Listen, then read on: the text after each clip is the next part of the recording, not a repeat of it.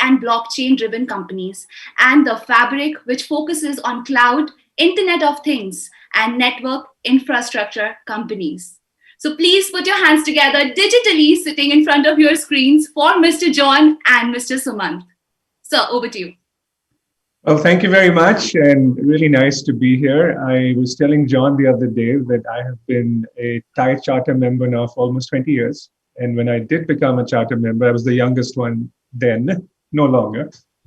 But it's my pleasure to also introduce John to this community. I have known John for a few years. We have invested in a few companies together. So as you said, John has been an iconic figure in our industry. He was the executive chairman and CEO of Cisco for many years, where he took the company from 70 million in revenue to 47 billion, if I'm not mistaken, John. And I think you went public at 70 million as well, which we were just talking about, which we'll touch upon. But the last few years, John stepped down in 2017 and has launched JC2 Ventures, and as we joke, has gone to the dark side of venture capital, which is my world. And we have been and happy and proud co-investors in quite a few companies. Some of these companies, and John has a very close relationship with India, come from India and have managed to cross the oceans and build a business and presence in this part of the world. And I think this conversation is to really touch upon that and see how we can inspire other Indian companies to do the same. John also has a very close relationship with India and has for many years. I think you are very close to the Prime Minister over there, has been the recipient of a very high award, the Padma Bhushan, which is rarely given to anyone of non-Indian origin. So congratulations on that, John, and well deserved, as you've been such a strong supporter of the country. I'm not sure I'm quoting you right, but correct me if I'm wrong. And John said if he was to bet on one country in Asia, he'd bet on India, and if he'd had to bet on two, he'd bet on India twice. Is that accurate, John?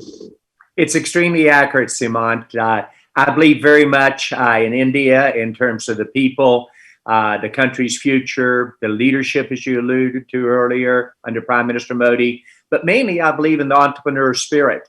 And if you watch the future of India, I think it is the brightest, not only in emerging markets, but one of the brightest in the world.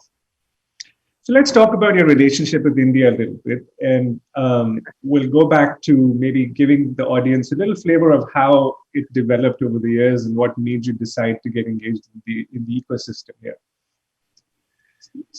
I saw the power of the engineering talent out of India, the IITs, etc.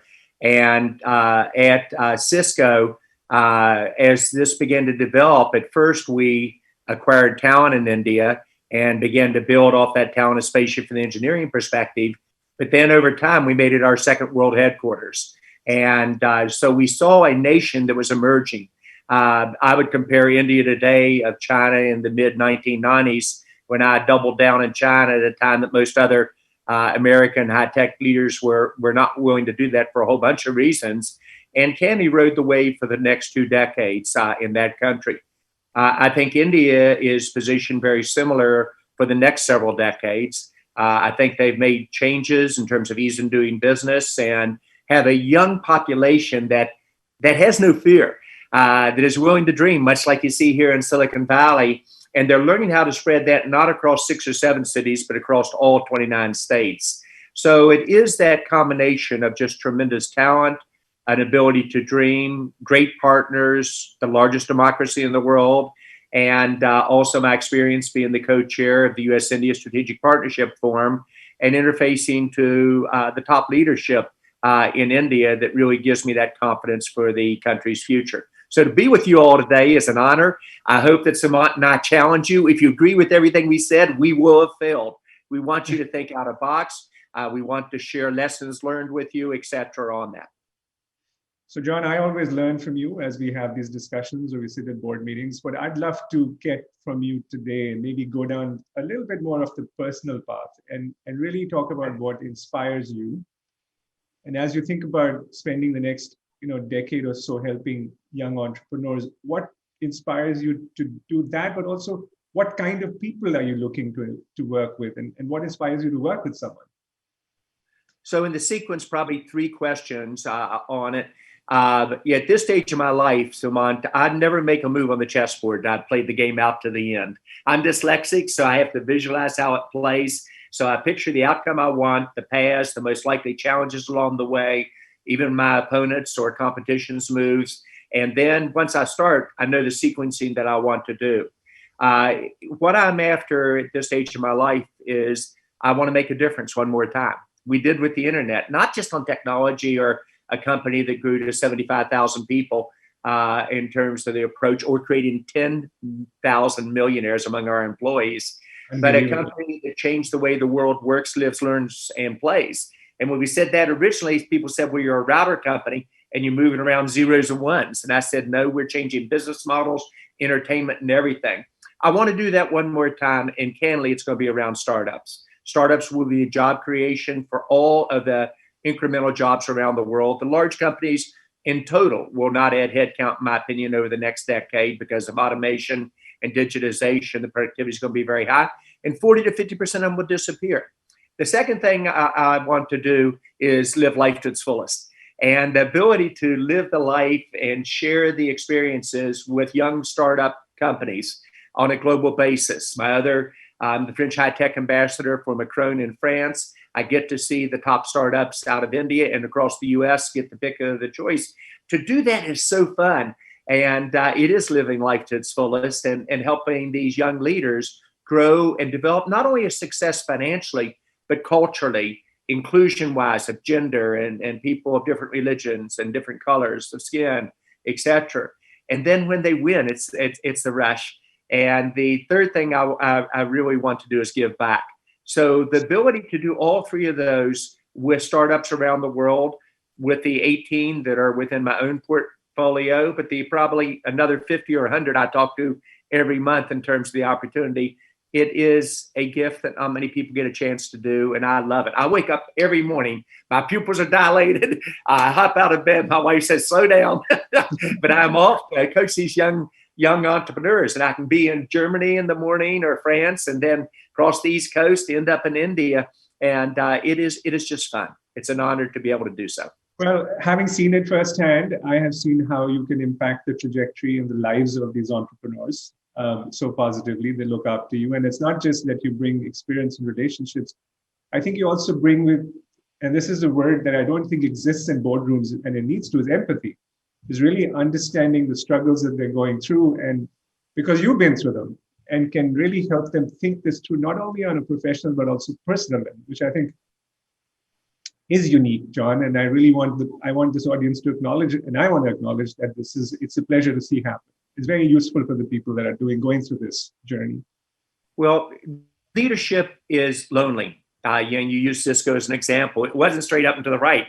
We faced 6 economic downturns. We had a number of challenges in different competitors, et cetera.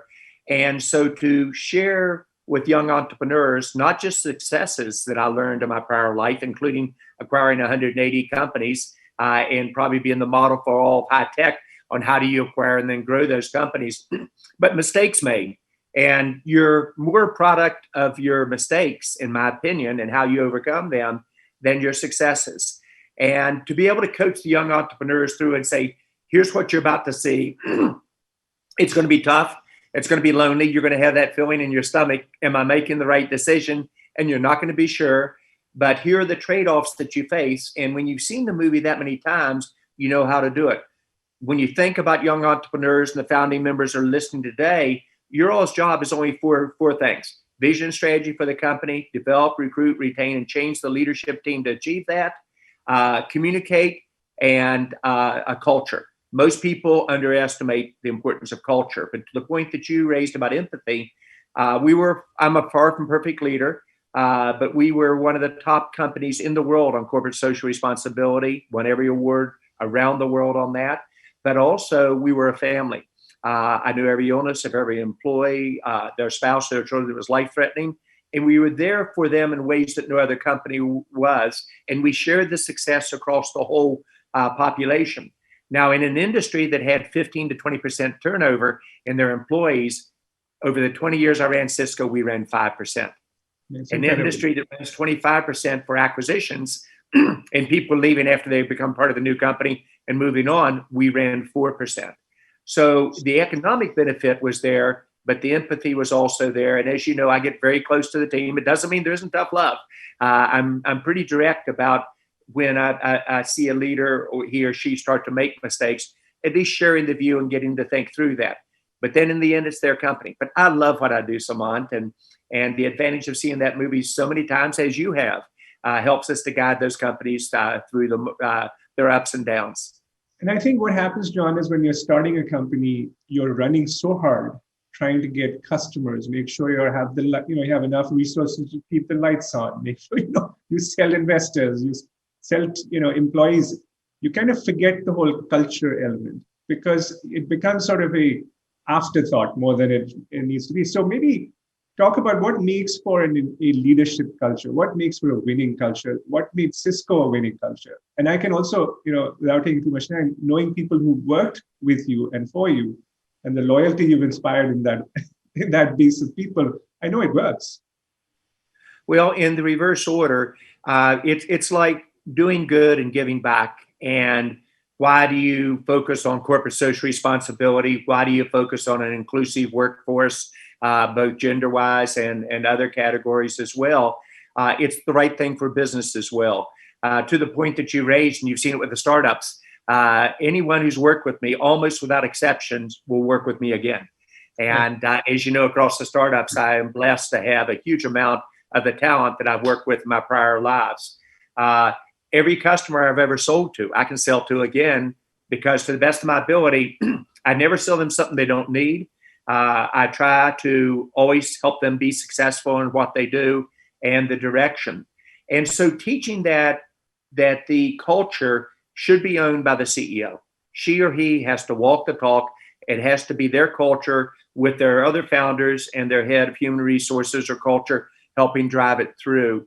And often the startups miss this. And this is where young entrepreneurs sometimes don't know what they don't know.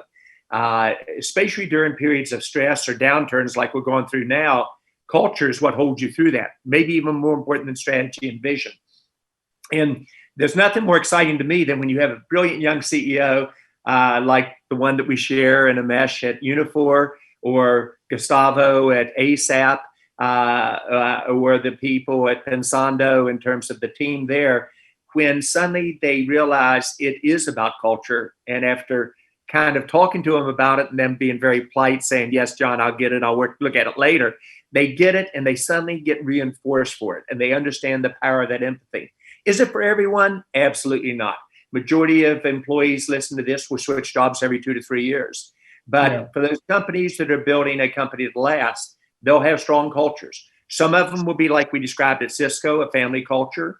Most will not. Some of them will be like a great company like Netflix, where it's an up or out professional sports team type of environment. They get new draft picks every year. You're expected to compete. If you do well, they pay you extremely well. They encourage you to see what your market value is worth in the market, and they've been remarkably successful. And there's some rough and tumble cultures that we're all very familiar with. But going back to the issue you're raising, often what gets a company like Uber in trouble was the culture. Correct. And it is that important. And I think consistency in culture is important, and maintaining that consistency is important. People need to know, yes, predictability. John, you've had exposure to startups that have started in the US, in France, in India, obviously. Talk about what makes a culture, well, how do you transport a culture from one geography to, let's say, the world's largest market, which is North America, and now we'll transition into the main topic here. How do you do that? Like, what do you miss? What do people miss? Well, the fun thing is that you asked a question that I had fun with my team in India almost 15 years ago with about 5,000 people in Bangalore in an auditorium. And I got the question from the back of the room, John, and always the tough questions always come from the back because they think you will not see who asked it. They said, John, I think you're wrong. Culture has to be unique to each country. And the company has to have a different culture in India versus Europe, et cetera. You do not agree? And I surprised him because I had a lavalier mic on. I came off the stage, cameras could follow me down the aisle. I went over, I put my arm around him, sat beside him. I pulled up my badge where we had the culture values on the back of it. And I said, let me see, customer first. Is that different in India versus the US? No. Treat each other with respect and family values. Is that different? No. Just do the right thing. Is that different? No. And the point that I'm making is the culture should be the same culture globally, adjusted to the unique practices in each of the countries. And teaching young leaders that is fun. I had a great time in that question. I'm not so sure the employee did and got a lot of grief from his peers. But what you do is you teach through examples and you have fun. And it is the way that can really make a huge difference. Now, coming to the US, as the entrepreneurs listening today, whether you're a business to consumer or business to business, when you're ready to come to the US, then you get to see, are you able to play against the giants? And the speed and the degree of competition. Do you have differentiation? Have you got your product pretty solid? Because you come to the US and your product quality is not there, you're going to get destroyed. And are you differentiatable versus your peers? But you gain access to markets, you gain access to large companies, you gain access to companies who, by their nature, perhaps not as much so in India, want to develop the product with you and help you develop the product and the direction and the goals. And so what I often do is work with the large companies, from the Bank of America to the Verizons, the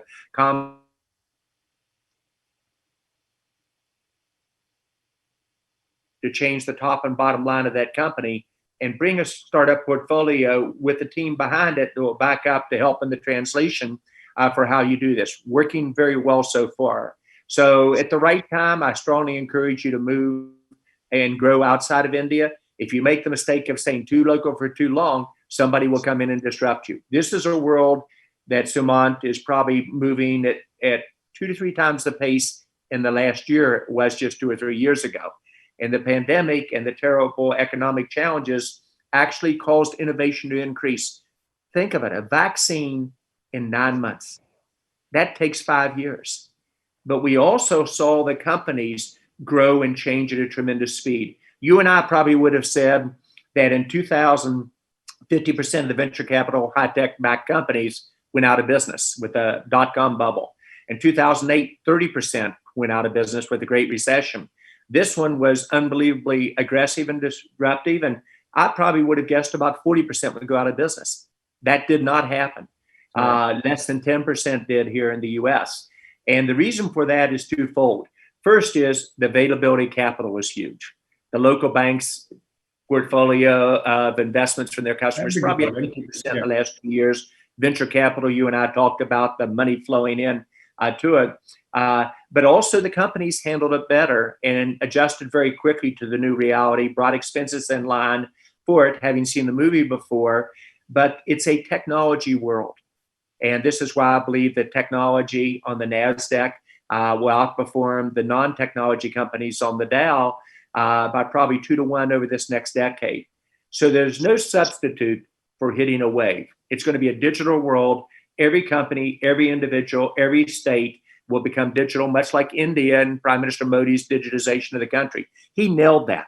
And he understood you had to build the structure in place, and it had to be inclusive of 29 states. And you had to have the courage to change and change laws that still need to change faster and ease of doing business, but change at a pace I've never seen India do before. Move from a slow follower to a fast leader. And that's why I'm so optimistic. If I bet on one country in Asia, it'd be India. If I had to bet on 2, I bet on India twice. I am extremely optimistic about the future of your country. Yeah, I love that, Coach. So, John, you saw the world of technology go from data to voice to video to mobile to cloud.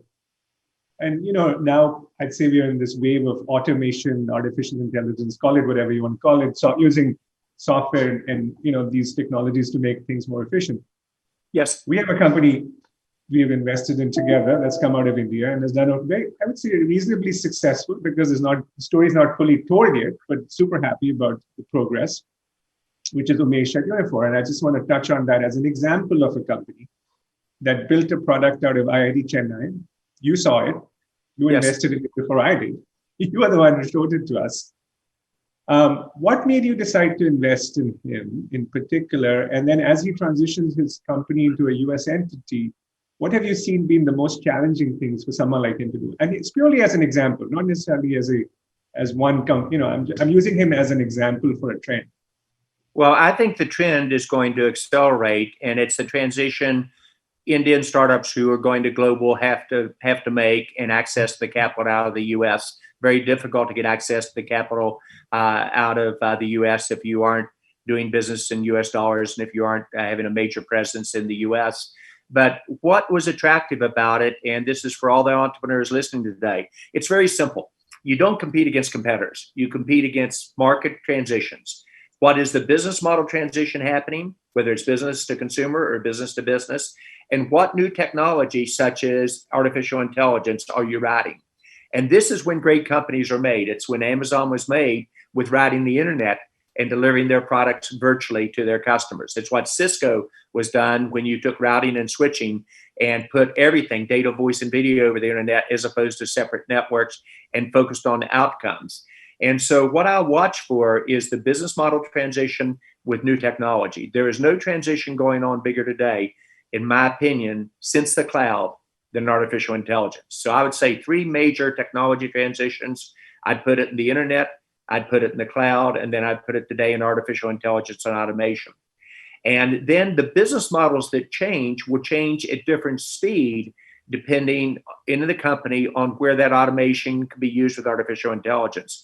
One of the first focal areas will be call centers and the ability to dramatically improve not just the effectiveness of the call agent as they work from home rather than a center location, but to improve the customer satisfaction, to take a negative experience where people hated calling a call center and make it a positive and actually learn how to upsell on that.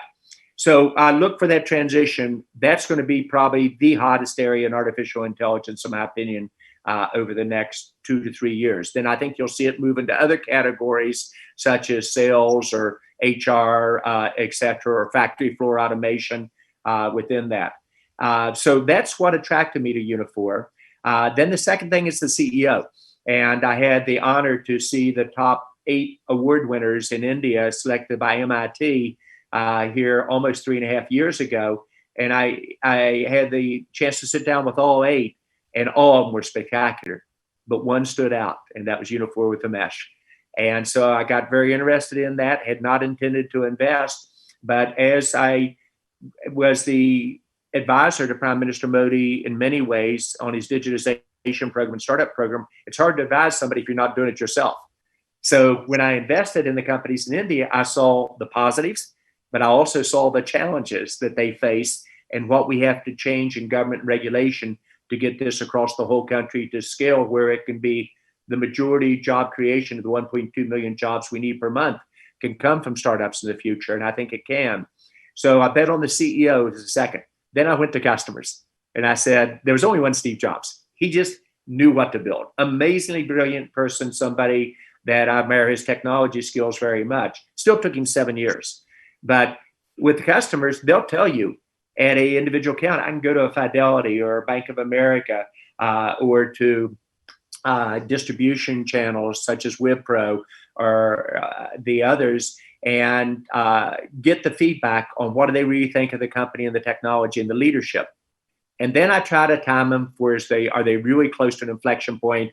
And Samant, I brought the GE mentality, number 1 or number 2 that I learned from Jack Welch and Icon one generation in front of me, or don't compete. So I look to see if they can be 1 or 2 in a playing industry. So then we go for it. And then as you're successful, you at a point in time have to go to the US under the current limitations on raising money in India and the markets, and you scale here in the US. So that's the transition they're making now. Still will generate the majority of our jobs in India, but a US company. And I think Uniphore and Mesh's leadership, they have a chance to become the top 1 or 2 players in all of the customer experience category. And if they're really aggressive and good, maybe in all of artificial intelligence, maybe the next Microsoft or the next Facebook or the next Cisco. From your lips to whoever's listening to yours, John, given that we're both investors in the company. But, I've also seen And as March Capital, we are tracking about 25 different software companies, SaaS companies that are being built out of India. Mostly out of Chennai seems to be a hotspot for this in India today, that are doing between $5 and $20 million of ARR business, that are looking to expand globally, have ambition to expand globally, but have also proven that their product can compete globally, which is easier said than done. And then there's probably 100 or so behind them under 5 million that are younger in their life cycle. But there's this now mentorship sort of system in place for people who got to the 100 million, are mentoring the ones at 25 million, the ones at 25 million are mentoring the ones at 5 million. And it's fantastic to see. It makes me very happy to see. And seeing a story like Umesh come and move his family, come to the US and then build a business and successfully is so nice to see. Now, let's move our conversation into a couple of different directions. One, of course, we talked about capital markets and access to capital, John. And I think entrepreneurship and access to capital have to go hand in hand. And India's come a long way in that journey. But let's talk about how you think of access to capital as you come to the US, especially public markets, and what you see happen there in the next few quarters as we go through COVID. Okay, so again, a series of questions starting with your basic premise. One of the many things that excites me about India is the pipeline of small startups, and the small startups that are transitioning perhaps 5 million a year, 10 million a year, using US terms and growth. The IITs are turning out a tremendous generation of startups. And it used to be they'd do 2 or 3 startups in their incubation centers a year. Now they do perhaps as many as 50 or 100. And so I like the pipeline that I see across almost all the IITs. Some are a little bit better at it than others, but it's clearly starting to work. So I identify market transitions, and the market transition, talent in India, startups in India, is undeniable. So I'm going to bet big time on that. Back to the issue on the transition to the US. As they come to the US and start to expand globally, it's going to be a tough experience. And you've got to realize you're going to get knocked on your backside several times, and you've got to have the courage to navigate through that. But once you get to the US and you get your, what I call lighthouse customers that are saying, we really like your product, we like what we see, we like your ability to scale, etc., then's when you begin to move with tremendous speed. And so what is being seen, and this is why I'm so optimistic about tech over this next decade, outperforming all the other categories combined, maybe by a factor of 2 to 1 in terms of markets and growth and job creation, is that the unicorns on a global basis, and think of unicorns as $1 billion valuation, but usually in the 90s and early 2000s, you went public before you got to unicorn status. Right. Now companies are waiting longer. So I looked at unicorns in terms of the growth opportunities of the future and the future IPOs. So the number of unicorns globally, a little bit over 500, probably a third in the US, maybe a little bit more than that, maybe 230 or so. But the number is increasing. And when you see that, you're going to see a steady flow of IPOs like CrowdStrike, and congratulations, that was one of your alls. What you saw with Snowflake, I mean, a $100 billion evaluation for 600 million in orders and run rate revenue wise. You're going to see a steady flow. I think barring a surprise, and this assumes reasonable government fiscal stimulation in the US, which I'd be very, very disappointed if they don't do quickly. I think the second half of this next calendar year, 2021, will be good. Probably closing out the year at maybe 5% GDP growth, with the US probably leading India. That's a nice way of saying stair-stepping back. I think the entrepreneurs on this show, if you've done your job right, you've adjusted to the new reality, you brought your expenses back in line with the new run rates, you've made the tough decisions, and now you're moving from defense, the playbook for defense, to the playbook for offense and scaling. And Samant, that's where my skills really come in. I know how to grow companies. I know how to develop culture. I love to coach, and it's the companies to run, but to help them grow and scale and avoid the mistakes that I've made before or I've seen made, but also kind of teach how do you accelerate through it. And that's what I like. But no, I'm very optimistic about the opportunities for venture-backed tech startups in India and around the world over this next year, being perhaps the highest growth areas. I will say that the companies you're involved in are very lucky to have you there, the ones, especially the ones transitioning, because having your presence allows them to expand their presence, allows them to hire good people, allows them to access networks and relationships, which I think anybody who's looking to enter the US market has to think about how they can enable that. I think it's very important for them to not forget that. You know, this is one of the things I worry about India on, is in the US, we have companies and entrepreneurs and venture capital like you and Jamie that have seen this movie and coached it through. In India, we're really in the first stage of startups. So when Cisco, I was here, I candidly stole a lot of talent from Hewlett Packard and other major players in Silicon Valley and brought them over to Cisco and helped us grow. And actually, the CEO of Hewlett Packard actually coached me about how do you become a Silicon Valley company and why is culture important, et cetera. So I do think many of the startups listening to this discussion, you need to find advisors, where the venture capital advisors or people that have seen and done the movie before, to help you navigate through this, so that it gives you a higher probability of growing more rapidly than you would otherwise, but also navigating through the mistakes you will inevitably make over time and possibly avoiding them. And given that we're on the platform TIE, which is started in Silicon Valley and has a huge Indian diaspora, this is a great mechanism for people to go build that network of relationships. John, I know we had only half an hour. We're probably a little bit over that because we started late, but I don't want to, there's two things I want people to understand and leave with. One is, of course, that India is an exciting, fast-growing market for what we do, and super exciting, and will be for the next decade or so, even more so.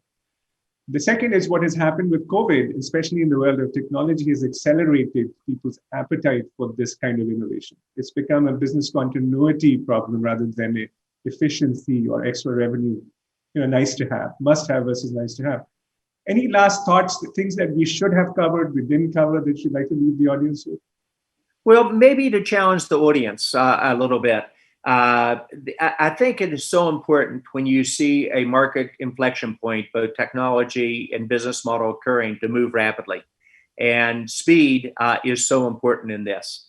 The second area is this terrible pandemic and the economic challenges it has brought to India, to the US, and to the world, has worn a lot of people down.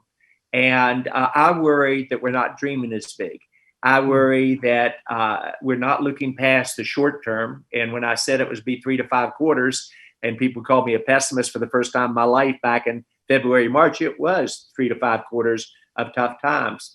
But now we're starting to come out of it. So I would challenge the audience to dream. I think you're in one of the top countries in the world, and the tight relationship between the US and India and the Indian community diaspora between the two countries is extremely strong. So I would like for you to dream.